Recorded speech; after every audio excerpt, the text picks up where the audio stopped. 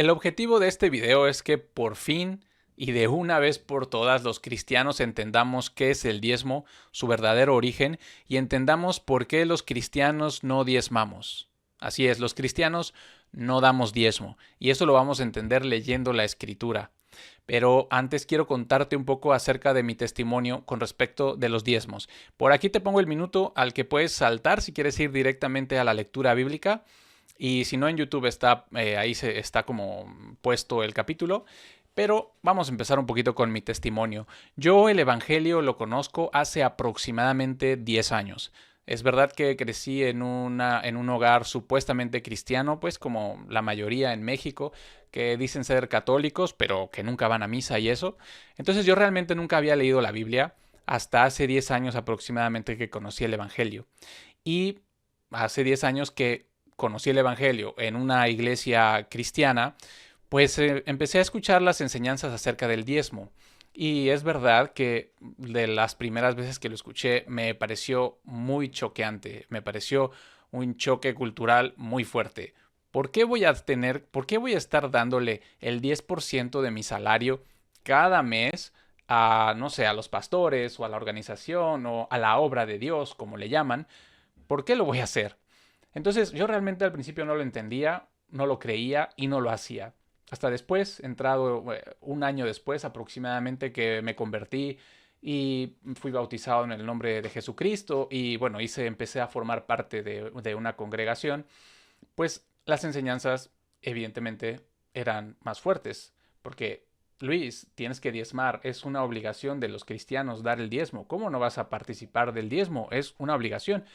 Yo no lo creía y me acuerdo que una de las cosas que me decían y no soy el único porque lo decían desde el púlpito y lo he escuchado en muchas congregaciones en las que he estado y en muchos videos que he visto, es, aunque no lo entiendas, es probable que no lo entiendas, es probable que no lo creas, pero tienes que hacerlo.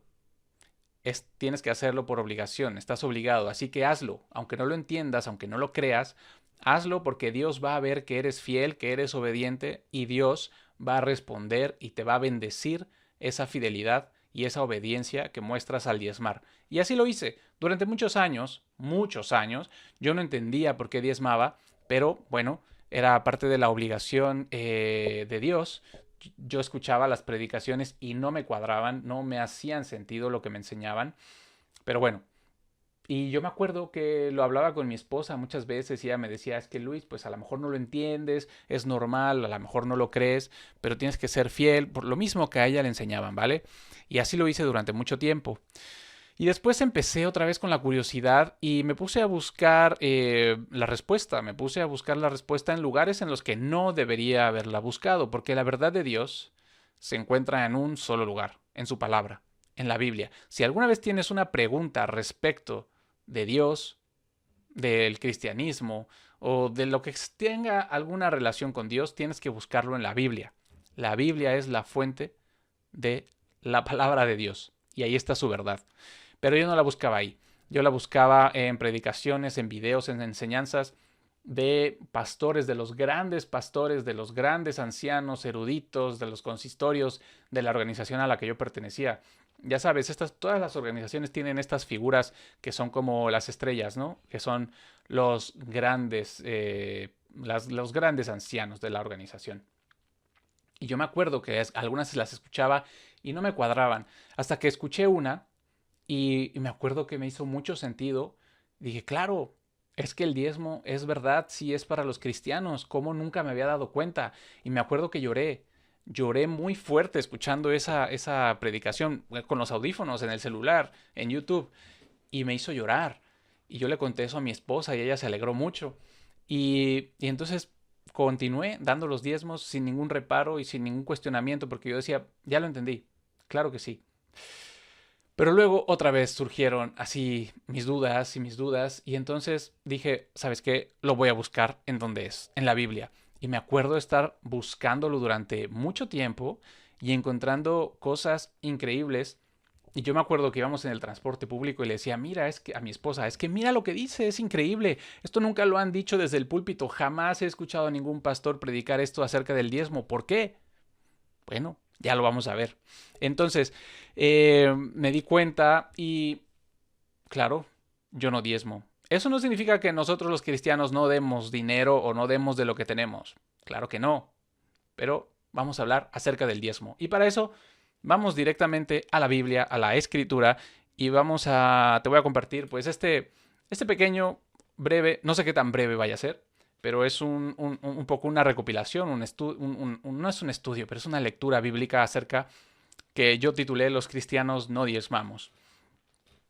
Esto está con dedicatoria porque, bueno, alguien hace poco me pidió que por favor le enseñara o sí que le mostrara acerca del diezmo porque no tiene claro si tiene o no que diezmar. Entonces, ¿qué es el diezmo? En términos generales, el diezmo es la 10ª parte de algo, pero en términos bíblicos, ¿qué significa el diezmo? Entonces, vamos a repasar lo que la Escritura enseña, no en orden cronológico, sino en orden pedagógico. ¿Qué significa orden pedagógico? Pues que, bueno, vamos a ir entendiendo, vamos a ir construyendo, digamos, como un edificio, vamos a ir primero escarbando, poniendo cimientos, construyendo el edificio para que quede bien bonito y no nos perdamos, ¿vale? Entonces, primero vamos con la parte 1 que se llama la heredad prometida. La herencia, la heredad prometida, esto es la base fundamental, otra vez, los cimientos para entender el diezmo. Y hay unos argumentos que usa la gente que acerca de por qué no diezmamos los cristianos, que bueno, vamos a hablar antes de continuar leyendo la escritura. Te decía, hay algunos argumentos que usan, pues sí, los cristianos para decir que no debemos de diezmar, o los no cristianos también, y que dicen, es que el diezmo no es del Nuevo Testamento, el diezmo es de la ley de Moisés, y tienen razón. Pero este argumento es muy fácil contraargumentarlo cuando no tienes bien cimentado qué significa que el diezmo sea del Antiguo Testamento y no del Nuevo Testamento. Y entonces vamos a empezar por ese lado. Vamos a poner los cimientos de qué significa que el diezmo sea del Antiguo Testamento.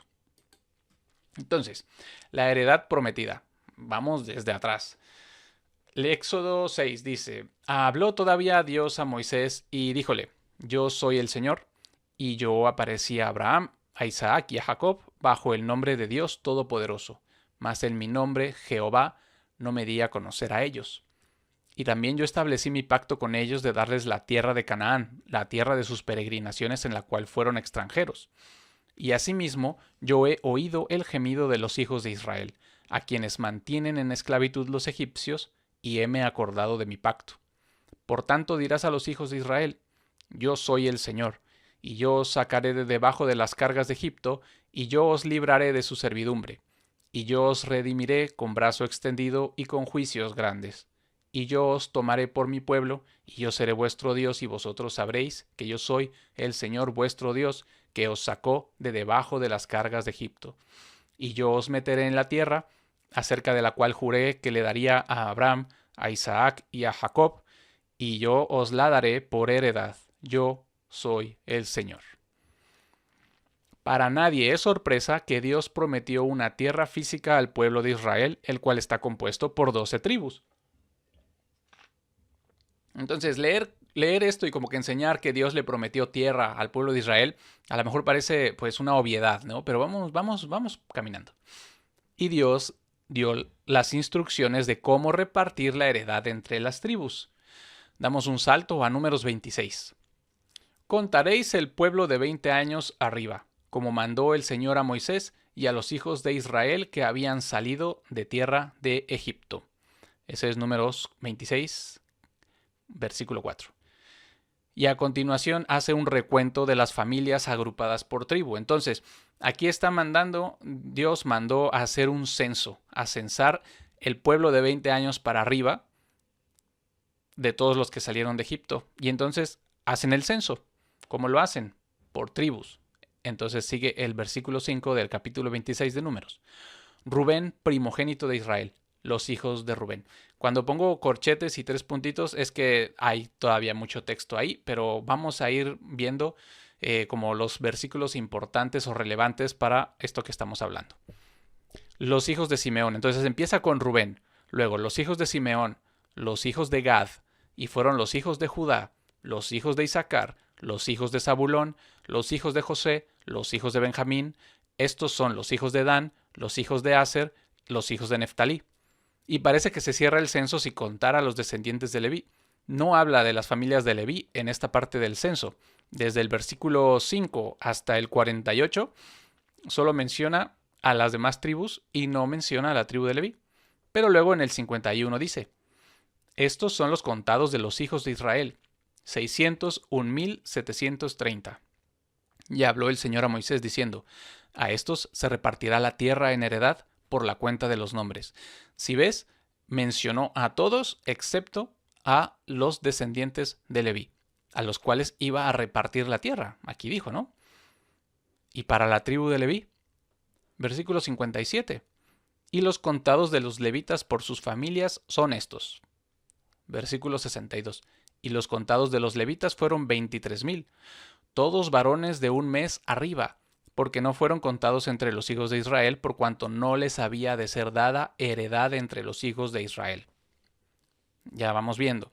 En Éxodo leímos que Dios le prometió tierra, una tierra física, a Abraham y su descendencia. Luego vemos cómo en Números Dios manda a hacer un censo por las tribus, y del censo en el cual iban a repartir las tierras no estaba Leví, y luego nos dice por qué. Porque no les había de ser dada heredad entre los hijos de Israel. ¿Vale? Luego, en el libro de Josué lo confirmamos y ampliamos la información. Vamos a leer Josué acerca de por qué a los levitas no les dio tierra. Capítulo 13 nos dice: esto es lo que Moisés repartió en heredad en los llanos de Moab, de la otra parte del Jordán de Jericó al oriente. Mas a la tribu de Leví no dio Moisés heredad. El Señor Dios de Israel es la heredad de ellos, como Él les había dicho. Josué 14. Esto pues es lo que los hijos de Israel tomaron por heredad en la tierra de Canaán, lo cual les repartieron Eleazar sacerdote y Josué hijo de Nun, y los principales de los padres de las tribus de los hijos de Israel. Por suerte dióseles su heredad, como el Señor lo había mandado por Moisés, que diese a las 9 tribus y a la media tribu, porque a las 2 tribus y a la media tribu les había Moisés dado heredad de la otra parte del Jordán, mas a los levitas no dio heredad entre ellos. ¿Por qué dice que se los dio por suerte? O sea, fue literalmente como un sorteo.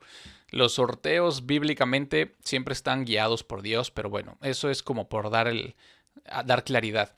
La tierra se sorteó entre las tribus, pero aquí dice: a los levitas no dio heredad.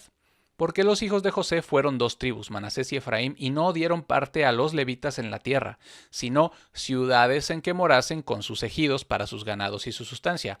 Es decir, que los puso un poco como extranjeros viviendo en las tierras que no eran de ellos. Josué 18. Pero los levitas ninguna parte tienen entre vosotros, porque el sacerdocio del Señor es la heredad de ellos. Entonces ya vamos aquí como acomodando las piezas. Dice que la heredad de los levitas es el Señor, y luego dice que el sacerdocio del Señor es la heredad de los levitas. Así que la heredad de los levitas no eran tierras, sino el sacerdocio. El sacerdocio, pues, es el servicio a Dios, ¿vale? En Deuteronomio está narrado así. Veamos cómo dice Deuteronomio capítulo 10. En aquel tiempo apartó el Señor la tribu de Leví para que llevase el arca del pacto del Señor, para que estuviese delante del Señor para servirle y para bendecir en su nombre hasta hoy. Por lo cual, Leví no tuvo parte ni heredad con sus hermanos. El Señor es su heredad, como el Señor tu Dios le dijo. ¿Vale? Aquí comento yo. Pero no los dejó desahuciados, porque en Josué 21 leemos: y los principales de los padres de los levitas vinieron a Eleazar sacerdote y a Josué hijo de Nun y a los principales de los padres de las tribus de los hijos de Israel. Los principales de los levitas fueron con los principales del resto del pueblo y habláronles en Silo en la tierra de Canaán diciendo: el Señor mandó por Moisés que nos fuesen dadas villas para habitar con sus ejidos para nuestras bestias. Entonces los hijos de Israel dieron a los levitas de sus posesiones conforme a la palabra del Señor, estas villas con sus ejidos, y todas las villas de los levitas en medio de la posesión de los hijos de Israel fueron 48 villas con sus ejidos, Y estas ciudades estaban apartadas la una de la otra, cada cual con sus ejidos alrededor de ellas, lo cual fue en todas estas ciudades. Así dio el Señor a Israel toda la tierra que había jurado dar a sus padres, y poseyeronla y habitaron en ella. Entonces, otra vez, un resumen rapidísimo. Dios le prometió tierras a Abraham y a su descendencia.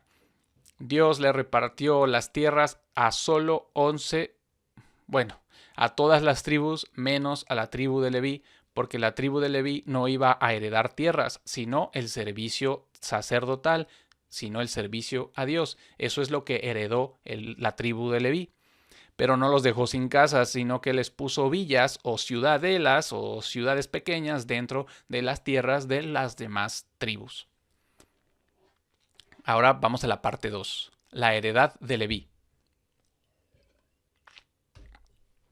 Leamos de nuevo Deuteronomio capítulo 10. Por lo cual Leví no tuvo parte ni heredad con sus hermanos. El Señor es su heredad, como el Señor tu Dios le dijo. Y pregunto yo, ¿Jehová es su heredad? Dios no necesita sustento. Vamos a dejar esto muy claro. Dios no necesita sustento. Dios no necesita comida. Dios no necesita que le mandes dinero. Dios no necesita nada. Entonces, ¿podríamos pensar que Dios comparte lo que pertenece a Él con los levitas? Dice que el Señor es la heredad de los levitas. Vamos a ver. Dios se guarda para sí una propiedad. Esto es muy importante, que quede muy claro. Dios, de todas las tierras que repartió entre todas las tribus, excepto la de los levitas, se guardó para él mismo un poco de propiedad. Levítico 27. Y todas las décimas de la tierra, así de la simiente de la tierra como del fruto de los árboles del Señor son. Es cosa consagrada al Señor. Escucha otra vez. Vamos a leerlo. Le voy a cambiar la palabra décimas por 10%. Y todo el 10% de la tierra, así de la simiente de la tierra como del fruto de los árboles, son del Señor. Es cosa consagrada al Señor. Y si alguno quisiere redimir algo de su 10%, añadirá su quinto a ello. Es decir, que si no quieres, si ese 10% que tienes que dar, no lo quieres dar, lo quieres redimir, tienes que dar 10 más un quinto. Y toda décima de vacas o de ovejas, de todo lo que pasa bajo la vara, la décima será consagrada al Señor, ¿vale? O sea, todo el fruto de la tierra, todo lo que brota y todo lo que es de la tierra, el 10% se lo guardó Dios para sí mismo y es consagrada para Él. No mirará si es bueno o malo, ni lo trocará, o sea, no lo vas a cambiar. Y si lo cambias, ello y su trueque serán cosas sagradas, no se redimirá. Estos son los mandamientos que ordenó el Señor a Moisés para los hijos de Israel en el monte de Sinaí. Las décimas son el 10%. El 10% de toda la tierra repartida es propiedad de Jehová. Y Dios hace lo que le place con lo que es su propiedad. Básico, ¿no? Números capítulo 18. Todas las ofrendas elevadas de las cosas santas que los hijos de Israel ofrecieren al Señor, Él has dado para ti, y para tus hijos, y para tus hijas contigo, por estatuto perpetuo. Pacto de sal perpetuo es delante del Señor para ti y para tu simiente contigo. Y el Señor dijo a Aarón, de la tierra de ellos no tendrás heredad, ¿se acuerdan? Ni entre ellos tendrás parte. Yo, o sea, Jehová, soy tu parte y tu heredad en medio de los hijos de Israel. Y he aquí, yo he dado a los hijos de Leví todos los diezmos en Israel por heredad, por su ministerio, por cuanto ellos sirven en el ministerio del tabernáculo de la congregación. Y no llegarán más los hijos de Israel al tabernáculo de la congregación, porque no lleven pecado por el cual mueran. Mas los levitas harán el servicio del tabernáculo de la congregación, y ellos llevarán su iniquidad. Estatuto perpetuo por vuestras edades, y no poseerán heredad entre los hijos de Israel, porque a los levitas he dado por heredad los diezmos de los hijos de Israel, que ofrecerán al Señor en ofrenda, por lo cual les he dicho, entre los hijos de Israel no poseerán heredad.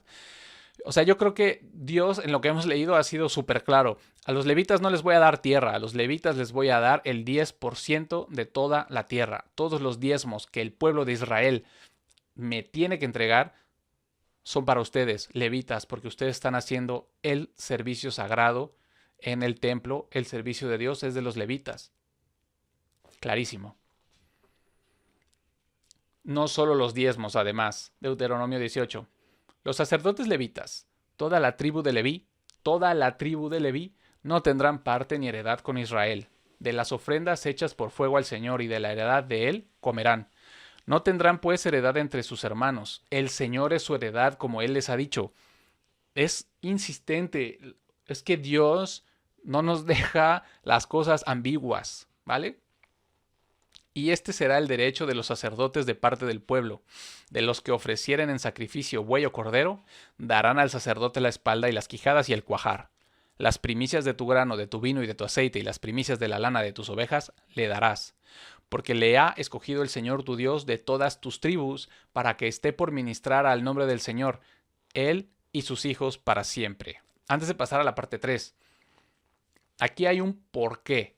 Esa es una razón. O sea, tú dices, Dios mío, ¿por qué a los levitas le tenemos que dar todo? Porque le ha escogido el Señor tu Dios de todas tus tribus para que esté para ministrar al nombre del Señor, él y sus hijos para siempre. ¿Queda claro?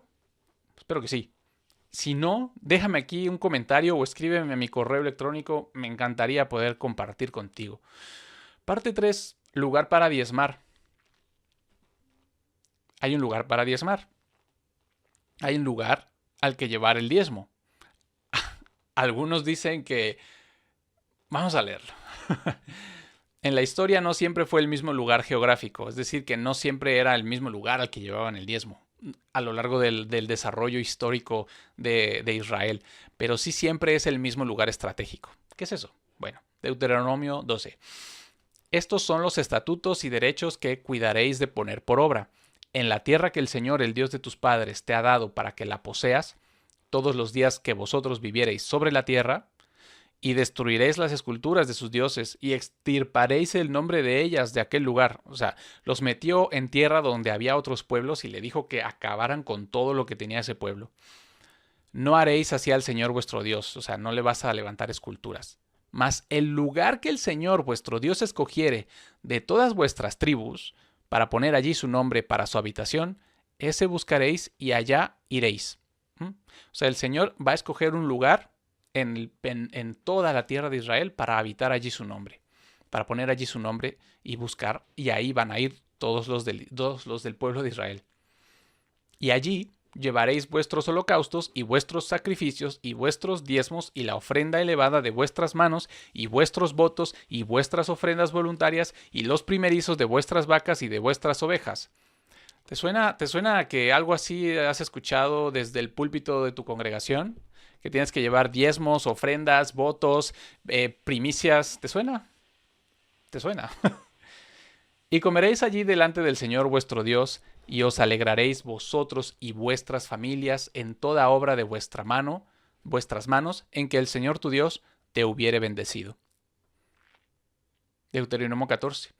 Indispensablemente diezmarás todo el producto de tu simiente que rindiere el campo cada año, y comerás delante del Señor tu Dios en el lugar que Él escogiere para hacer habitar allí su nombre, el diezmo de tu grano, de tu vino y de tu aceite, y los primerizos de tus manadas y de tus ganados, para que aprendas a temer al Señor tu Dios todos los días.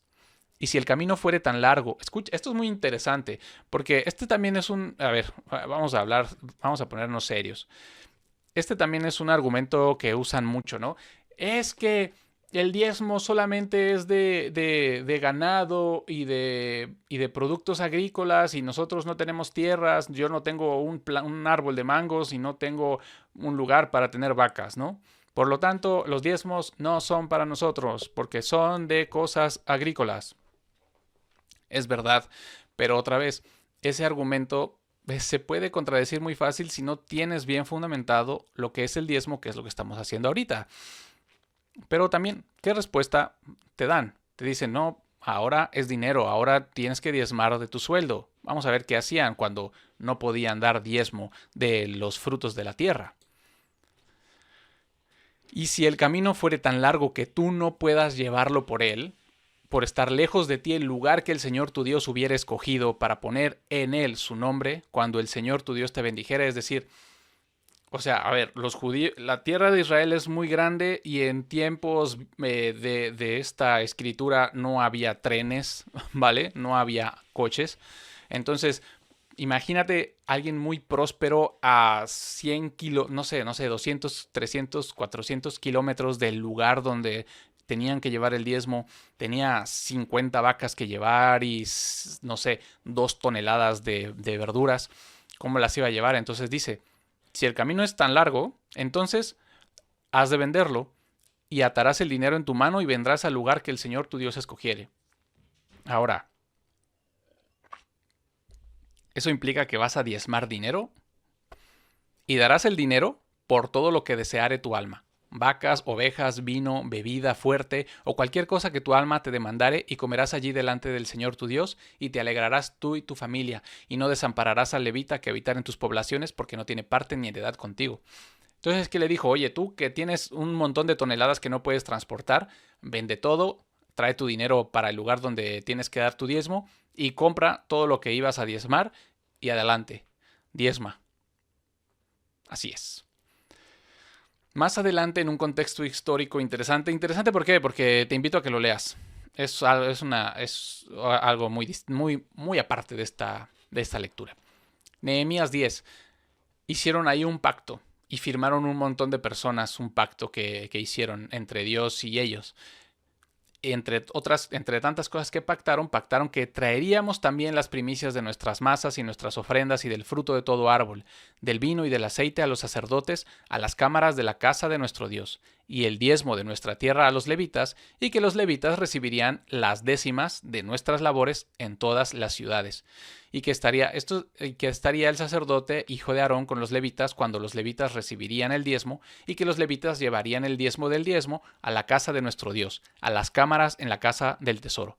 Porque a las cámaras han de llevar los hijos de Israel y los hijos de Leví la ofrenda del grano, del vino y del aceite, y allí estarán los vasos del santuario y los sacerdotes que ministran, y los porteros y los cantores, y no abandonaremos la casa de nuestro Dios.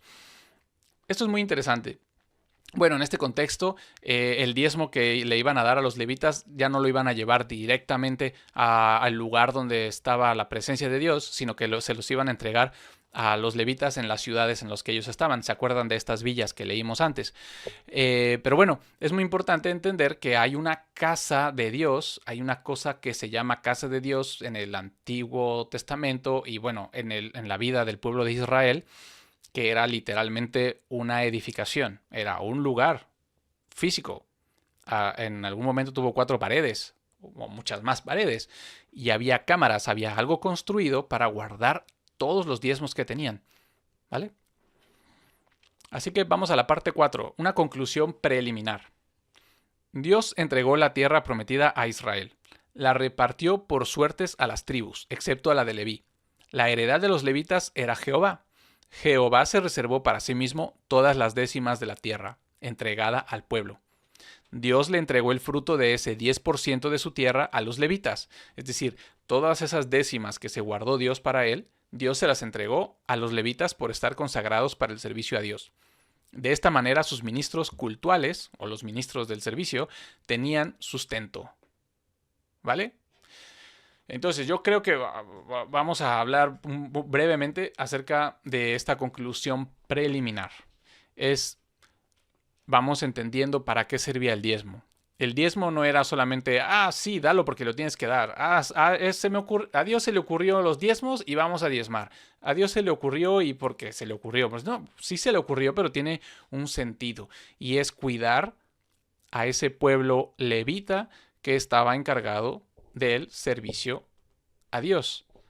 Porque, como también podemos traer una referencia del Nuevo Testamento, cuando Pablo pues llama a muchos a que si están solteros y quieren servir a Dios, les recomienda no casarse, porque casados no tienen el mismo tiempo que estando solteros. Lo mismo aquí.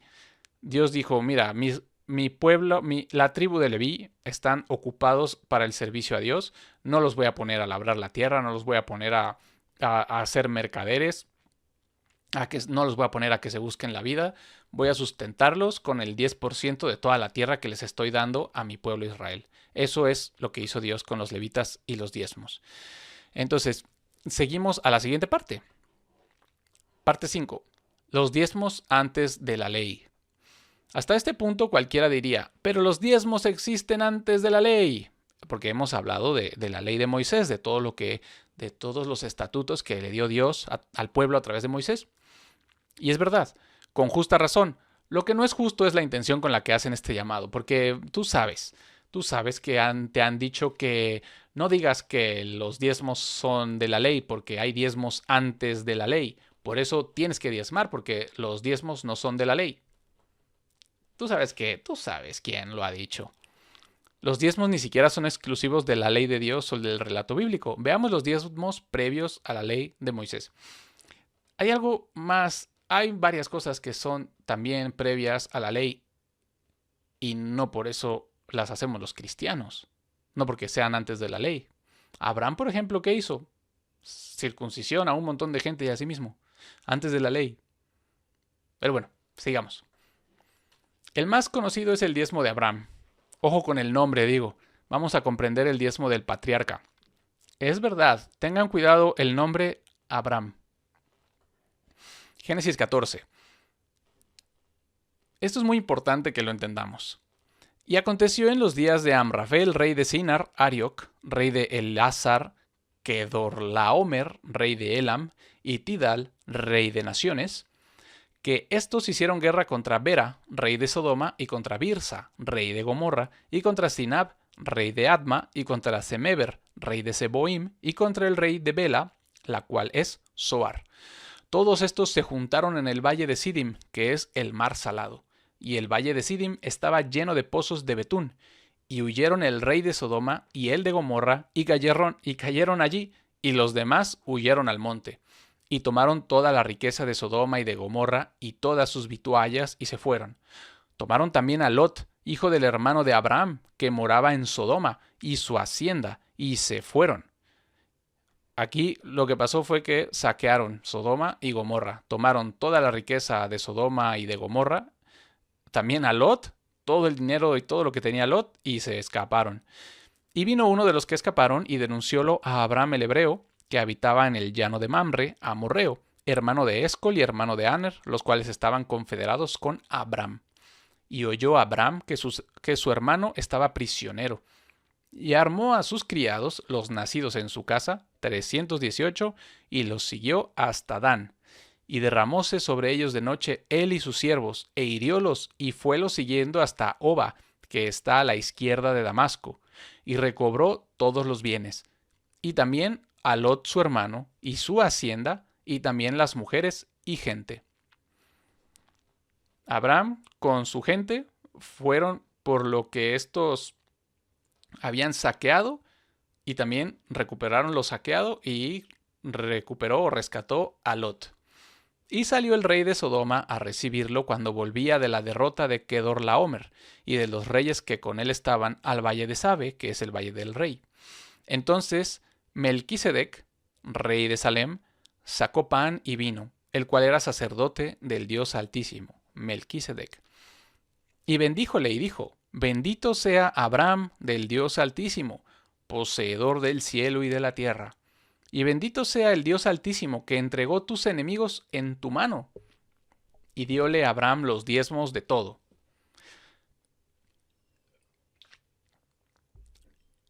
Entonces el rey de Sodoma dijo a Abraham: Dame las personas y toma para ti la hacienda, es decir, el dinero, todo lo que recuperaste. Y respondió Abraham al rey de Sodoma: He alzado mi mano al Señor Dios Altísimo, poseedor del cielo y de la tierra, que desde un hilo hasta la correa de un zapato, nada tomaré de todo lo que es tuyo, para que no digas: yo enriquecí a Abraham, sacando solamente lo que comieron los mancebos y la porción de los varones que fueron conmigo, Aner, Escol y Mamre, los cuales tomarán su parte. Abraham rescató todo lo saqueado de Sodoma, rescató a Lot,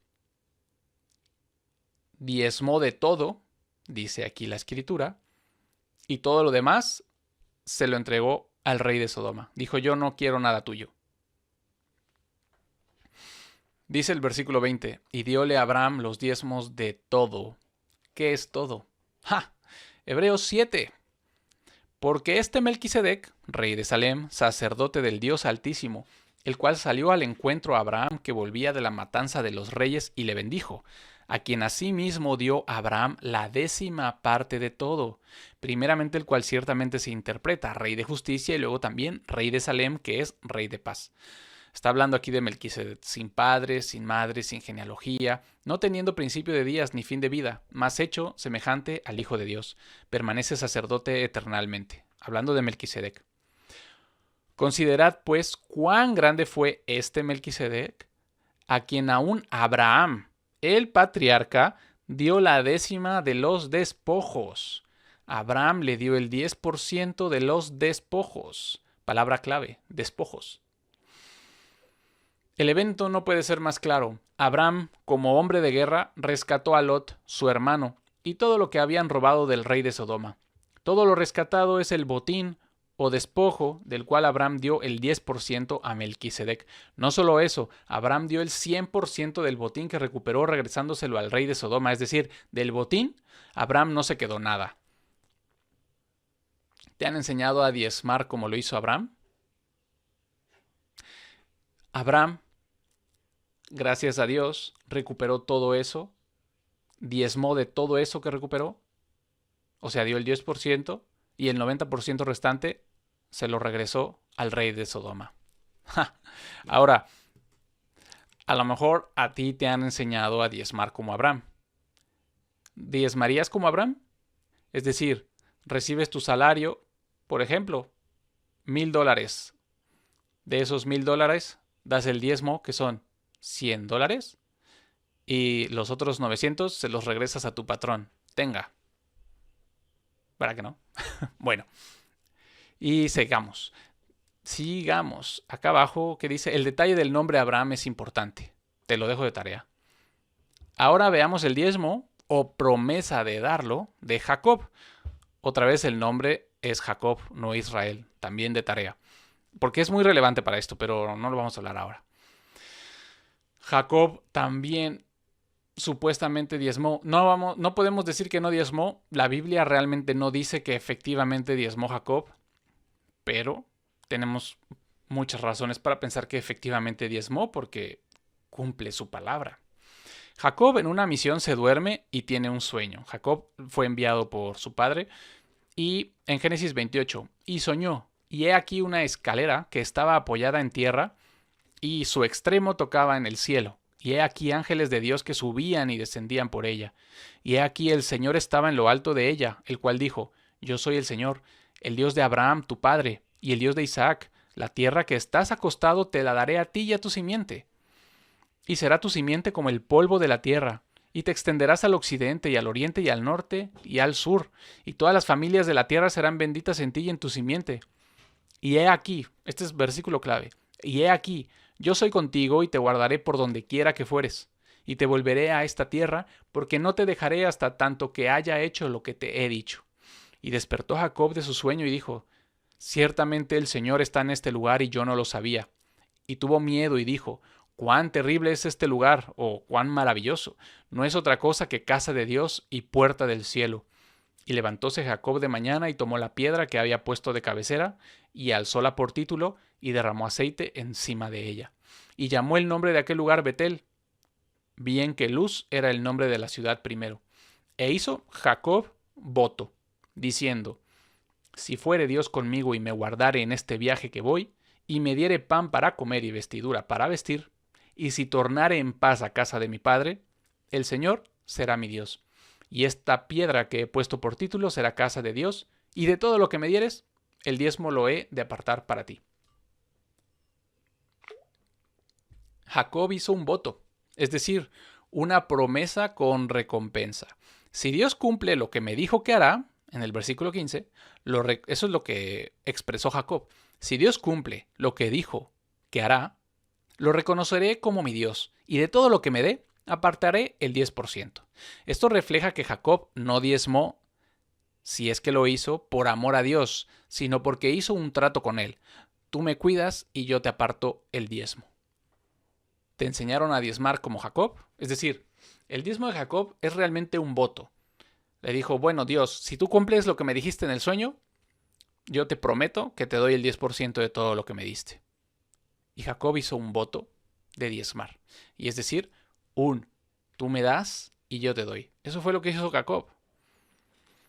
Ahora vamos a la parte 6. El diezmo no es del Nuevo Testamento. Y dirán, con intenciones ilegítimas, pero Jesús confirmó los diezmos en el Nuevo Testamento. Dos cosas contra ese argumento. Primero, el ministerio de Jesús no sucedió durante el Nuevo Testamento, es decir, el Nuevo Pacto. Yo creo que esto lo tienes claro, ¿no? Jesucristo, su ministerio no es el Nuevo Testamento, no es durante el Nuevo Testamento. El ministerio de Jesucristo en la tierra fue durante el Antiguo Pacto. Y segundo, no solo confirma el diezmo, sino toda la ley de Moisés. En ese mismo pasaje, veamos. Mateo 23. ¡Ay de vosotros, escribas y fariseos hipócritas!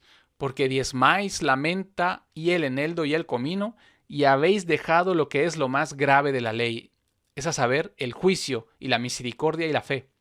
Esto era menester hacer, y no dejar lo otro. Lucas 11, mismo pasaje. Pero ay de vosotros, fariseos, que diezmáis la menta y la ruda y toda hortaliza, y el juicio y el amor de Dios pasáis de largo.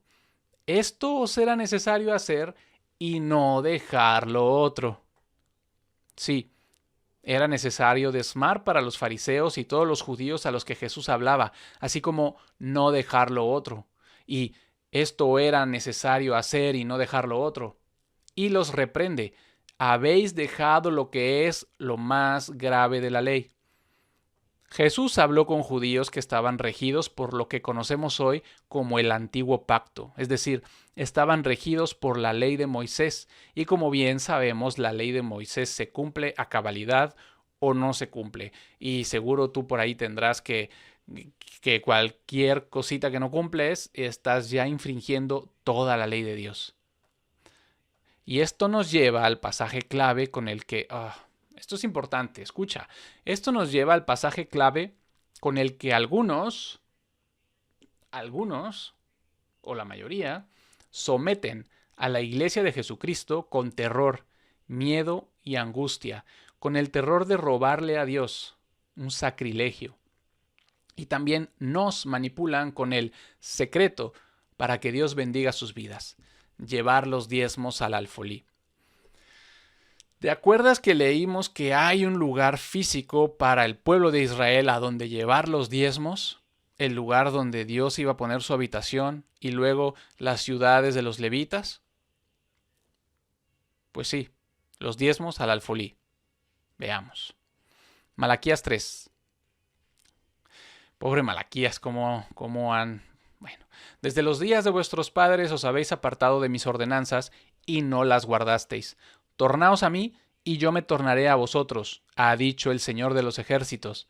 Mas dijisteis, ¿en qué hemos de tornar? O sea, ¿en qué hemos de regresar? ¿Robará el hombre a Dios?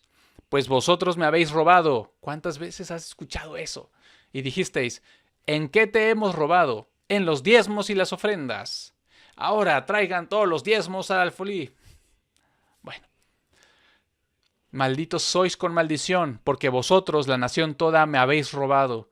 Traed todos los diezmos al alfolí para que haya alimento en mi casa, y probadme ahora en esto, dice el Señor de los ejércitos, si no os abriré las ventanas del cielo y verteré sobre vosotros bendición hasta que no haya lugar suficiente para recibirla. Dime si no has escuchado esto, si no te ha... Mira, yo me acuerdo, al lugar en el que yo depositaba mi sobre con el diezmo tenía una etiqueta con este pasaje. El lugar, una cajita metálica pegada en la pared, a la cual le llaman alfolí a algunas personas, tenía la etiqueta pegada de este pasaje. No vayas a querer robarle a Dios, porque es una maldición que te va a caer. Al contrario, dale a Dios sus diezmos y te va a bendecir. Terror y manipulación. Sigamos. ¿A quién se dirige Malaquías? Al pueblo de Israel, a quien prometió restaurar su nación, lo cual es una promesa vigente. Malaquías 3. A ver, Dios le prometió a Israel su nación restaurada. Increparé también por vosotros al devorador, y no os corromperá el fruto de la tierra, ni vuestra vida en el campo abortará, dice el Señor de los ejércitos. Y todas las naciones os dirán bienaventurados, porque seréis tierra deseable, dice el Señor de los ejércitos. Este pasaje te lo pongo, o estos dos versículos te los pongo para que entiendas que Malaquías le está hablando al pueblo de Israel en el Antiguo Testamento. Pero cuidado que ahí no acaba la profecía de Malaquías. Malaquías 4. Acordaos de la ley de Moisés, mi siervo, al cual encargué en Horeb estatutos y juicios para todo Israel. He aquí yo os envío a Elías el profeta antes que venga el día del Señor grande y terrible. Y él volverá el corazón de los padres a los hijos y el corazón de los hijos a sus padres. No sea que yo venga con maldición, y con maldición hiera la tierra. El versículo 4 es clave. Acordaos de la ley de Moisés, mi siervo, al cual encargué en Horeb estatutos y juicios para todo Israel. Ahora yo digo, si vas a obedecer a Malaquías, obedece a Malaquías, es decir, sométete a la ley de Moisés con sus estatutos y juicios, entre los cuales está el diezmar del fruto de la tierra. No puedes elegir obedecer un pedacito de Malaquías en el capítulo 3 y ya al 4 olvidarte. Porque Malaquías te dice, si no diezmas le estás robando a Dios. Y si no guardas la ley de Moisés, como está por estatuto, algo horrible te va a pasar. Tienes que obedecer la ley si la vas a obedecer. Hay una alternativa. Es someterte a la ordenanza publicada por el Concilio de la Iglesia de Jesucristo, según lo narra el libro de los Hechos. No el Concilio Ecuménico del Vaticano, no sé cuál, ni Constantinopla, ni Calcedonia, ni no sé qué. El único concilio de la Iglesia de Jesucristo es el concilio que se narra en el libro de los Hechos, en el cual había un problema grave en esos tiempos. Perdón, la ortografía. Había un problema grave en esos tiempos. Hechos 15. Y ciertos hombres que habían descendido de Judea enseñaban a los hermanos, si no os circuncidáis conforme a la costumbre de Moisés, no podéis ser salvos. Así que, hecha una disensión y contienda no pequeña por Pablo y Bernabé contra ellos, determinaron que subiesen Pablo y Bernabé y ciertos otros de ellos a los apóstoles y a los ancianos a Jerusalén sobre esta cuestión. A ver, aquí había creyentes, entre los cuales Pablo y Bernabé, y estaban unos diciendo que hay que circuncidarse y guardar la ley, y Pablo y Bernabé dijeron, oye, brother, eso no es así. Fueron a juntarse. Y venidos a Jerusalén, fueron recibidos de la iglesia y de los apóstoles y de los ancianos, y les hicieron saber todas las cosas que Dios había hecho con ellos. Mas ciertos de la secta de los fariseos, que habían creído, se levantaron diciendo que es necesario circuncidarlos y mandarles que guarden la ley de Moisés. Estos no son judíos, ¿vale? Estos son creyentes. Aquí está diciendo, eran fariseos, pero habían creído y seguían con la mentalidad de mantenerse en la ley de Moisés y circuncidarse. Se juntaron los ancianos, los apóstoles y los hermanos y la iglesia completa y determinaron escribir una carta a la iglesia de Jesucristo. Sigue Hechos 15. Esta es la carta. Por cuanto hemos oído que ciertos que han salido de nosotros os han turbado con palabras, trastornando vuestras almas, mandando circuncidaros y guardar la ley, a los cuales no dimos tal mandato, nos ha parecido bien, congregados de un acuerdo, enviar varones escogidos a vosotros con nuestros amados Bernabé y Pablo, hombres que han arriesgado sus vidas por el nombre de nuestro Señor Jesucristo. Así que hemos enviado a Judas y a Silas, los cuales también por palabra os harán saber las mismas cosas. Ojo, porque ha parecido bien al Espíritu Santo y a nosotros de no imponeros otra carga además de estas cosas necesarias, que os apartéis de las cosas sacrificadas a ídolos y de sangre y de lo ahogado y de fornicación, de las cuales cosas si os guardareis haréis bien. Pasadlo bien. Dos poderosas frases. trastornando vuestras almas, mandando a guardar la ley. Pasadlo bien. Parte 7. Bueno, antes de pasar a la parte 7, ¿qué nos queda claro de lo que pasó aquí? Había algunos convertidos que habían creído en Jesucristo, que seguían manteniendo las ideas de mantener la ley de Moisés, y la iglesia completa, ancianos, apóstoles, se juntaron y dijeron, ¿saben qué? No. Lo único que tienen que guardar es abstenerse de las cosas sacrificadas a ídolos y de sangre y de ahogado y de fornicación. De resto, pásenla bien. Parte 7. El diezmo es contrario al Nuevo Testamento. Escucha bien, el diezmo es contrario al Nuevo Testamento. Recordemos que el diezmo estaba ordenado para ser el sustento de la tribu de Leví por ser los encargados de la administración o el servicio de las cosas de Dios. En el Nuevo Testamento no hay más un grupo de escogidos de entre el pueblo y el sacerdocio levítico. Ha sido terminado y cambiado por un sumo sacerdote y una clase de sacerdocio santo, sacerdotes de la realeza, un pueblo santo. ¿Lo crees? Primero veamos cómo cesó de existir el sacerdocio levítico en Hebreos 6. Jesús, donde entró por nosotros, aquí está diciendo que entró al lugar santísimo por nosotros, nuestro precursor Jesús, hecho sumo sacerdote por siempre según el orden de Melquisedec. Si pues la perfección era por el sacerdocio levítico, porque debajo de él recibió el pueblo la ley, ¿qué necesidad había aún de que se levantase otro sacerdote según el orden de Melquisedec y que no fuese llamado según el orden de Aarón? Jesucristo es sacerdote en el orden de Melquisedec. Porque mudado el sacerdocio, es decir, cuando cambia el sacerdocio, cuando deja de ser levítico y ahora es del orden de Melquisedec, es necesario que se haga también cambio de la ley. Porque aquel de quien estas cosas se dicen, de otra tribu es, de la cual nadie asistió al altar. Porque es evidente que nuestro Señor, Jesucristo, nació de Judá, de cuya tribu nada habló Moisés acerca del sacerdocio. ¿Se acuerdan que era de la tribu de Leví el sacerdocio? Bueno, ya cambió. Y ahora Jesucristo es del orden de Melquisedec y no es levita, es de la tribu de Judá. Y si en la ley se daban los diezmos en el alfolí del templo, ¿ahora qué templo hay? Ya tenemos claro, ya los levitas ya no son nuestros sacerdotes, ahora tenemos un sacerdocio del cual sumo sacerdote es Jesucristo. ¿Y ahora dónde se llevan? Si lo llevaban al alfolí. Hebreos 9. Entonces tenía por cierto, este es larguito, entonces tenía por cierto el primer pacto, el antiguo pacto, ordenanzas de servicio divino y santuario mundano. Porque el tabernáculo fue hecho, el primero en que estaban el candelero y también la mesa y los panes de la proposición, que es llamado el santuario. Y detrás del segundo velo, el tabernáculo, que es llamado el lugar santísimo, que tenía el incensario de oro y el arca del pacto cubierta de todas partes alrededor de oro,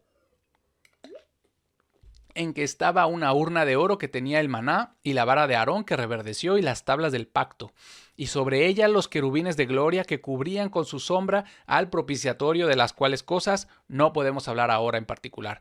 Y estas cosas así ordenadas en el primer tabernáculo siempre entraban los sacerdotes para cumplir el servicio de Dios, mas en el segundo entraba el sumo sacerdote solo, una vez cada año, no sin sangre, que ofrecía por sí mismo y por las ignorancias del pueblo.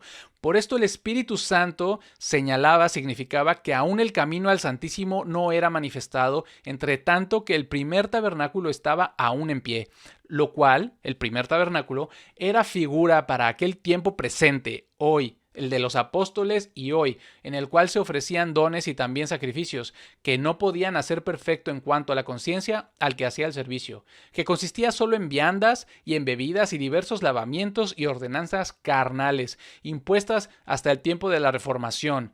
Mas estando ya presente Cristo, sumo sacerdote de los bienes que han de venir, por el mayor y más perfecto tabernáculo, no hecho de manos, es decir, no de este edificio.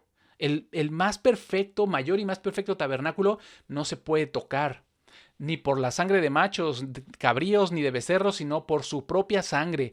Él entró una vez en el lugar santo habiendo obtenido redención eterna para nosotros, porque si la sangre de los toros y de los machos cabríos y la ceniza de una becerra rociada sobre los inmundos santifica para purificación de la carne, cuánto más la sangre de Cristo, el cual por el Espíritu eterno se ofreció a sí mismo sin mancha a Dios, purificará vuestras conciencias de las obras muertas para que sirváis al Dios vivo. Fue pues necesario que las figuras de las cosas en los cielos fuesen purificadas con estas, pero las mismas cosas celestiales con mejores sacrificios que estos. Porque no entró Cristo en lugares santos hechos de mano. No entró Cristo en lugares santos hechos de mano, es decir, no entró en lugares de piedra ni de ladrillo, que son figuras del verdadero, mas en el cielo mismo para aparecer ahora por nosotros en la presencia de Dios. ¿Quién es el sumo sacerdote de los cristianos? Hebreos 10. Pues en donde hay remisión de estos, no hay más ofrenda por pecado. Así que, hermanos, teniendo confianza para entrar en el lugar santísimo por la sangre de Jesús, tú, hermano cristiano, y yo tenemos confianza de entrar al lugar santísimo por la sangre de Jesús, por un nuevo camino y vivo que Él consagró para nosotros por el velo, por su carne. Y teniendo un gran sacerdote sobre la casa de Dios, otra vez, ¿cuál es la casa de Dios? No hay casa de Dios física, la casa de Dios no es física. Acerquémonos con corazón verdadero, en plena certidumbre de fe, habiendo sido rociados nuestros corazones y lavados los cuerpos con agua pura. ¿A dónde vamos a llevar los diezmos? Tú dime, ¿a dónde vamos a llevar los diezmos? ¿Dónde está el alfolí? ¿Dónde está la casa de Dios? ¿Dónde está el lugar en el que Dios pone su habitación? Explícame, hoy, julio del 2025. Bueno, ¿y qué papel jugamos los cristianos? Primera de Pedro 2. Vosotros también como piedras vivas sois edificados una casa espiritual, un sacerdocio santo, para ofrecer sacrificios espirituales agradables a Dios por medio de Cristo Jesús. Mas vosotros sois el linaje escogido, real sacerdocio, nación santa, pueblo peculiar, para que anunciéis las virtudes de aquel que os ha llamado de las tinieblas a su luz maravillosa. Apocalipsis 1. Y de Cristo Jesús, que es el testigo fiel, el primogénito de los muertos y el príncipe de los reyes de la tierra, al que nos amó y nos lavó de nuestros pecados en su propia sangre y nos ha hecho reyes y sacerdotes para Dios y su Padre. A Él la gloria y el dominio por siempre jamás. Amén. Escucha esto. Si tú eres cristiano, eres rey y sacerdote del santuario de Dios. No hay ya ningún grupo especial como la tribu de Leví, que son los que sirven en las cosas de Dios. Todos los cristianos no solo estamos capacitados, estamos también llamados a servir al Dios vivo. No te dejes engañar. Los pastores, los diáconos, el consistorio de ancianos y cualquier otro cargo no son los levitas del Nuevo Testamento. Tú y yo y todos los cristianos somos el real sacerdocio. Te pregunto ahora, ¿eres cristiano o judío? ¡Ja! Esa es una pregunta muy relevante. No es retórica. Es una pregunta que busca respuesta. No es retórica. ¿Eres cristiano o eres judío? Yo sé que has escuchado lo que hemos leído. Que si no diezmas... Y mira, esta es otra. Esta es otra que he escuchado muy seguido. No te preocupes. Si tú que estás ahí sentado, esto lo dicen desde el púlpito, si tú que estás ahí sentado no quieres diezmar, no pasa nada, no vas a perder tu salvación por no diezmar. Pero mejor obedecer. Yo te pregunto, si Dios nos pide que diezmemos y no diezmamos, estamos desobedeciendo. Y si desobedecemos, ¿cómo Dios va a estar feliz y agradado con nosotros de desobedecer su palabra? No. Y yo sé que has escuchado de todo, porque yo también lo he escuchado. Yo también lo creía. Yo también me llenaba de miedo. Y te digo que cuando yo busqué la respuesta de los diezmos y encontré esta gran predicación de un gran predicador y una persona que no la conozco, pero es una persona adorable. Este pastor es una persona adorable, maravillosa. No lo conozco, pero conozco quienes lo conocen. Y yo no tengo por qué hablar mal de él, pero solamente es una víctima más del sistema.